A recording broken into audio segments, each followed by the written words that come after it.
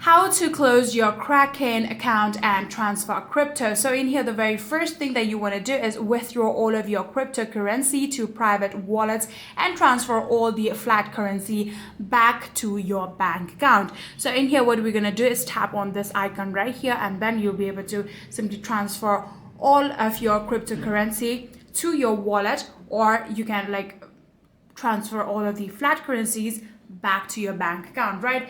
So after doing that, we are now going to download your ledger and trade history files for tax purpose. For that, you would need to tap on the profile icon right here, and then you'll be able to see your data option. Simply tap on that one, and then you can see the option of export history. Simply tap on it, and then you can download it, right? So after doing that, lastly, we're going to now request our closure. For that, again, simply tap on the account option right here. Then from here, if you scroll down a bit, you'll be able to see support. Tap on that one, and then submit a request, and then choose close account ticket category. So after doing that, they will actually send you a prompt on how you'll be able to go along with the process of simply closing down your account. Simply follow all of that prompt, and that is exactly how you'll be able to close your Kraken account and transfer crypto.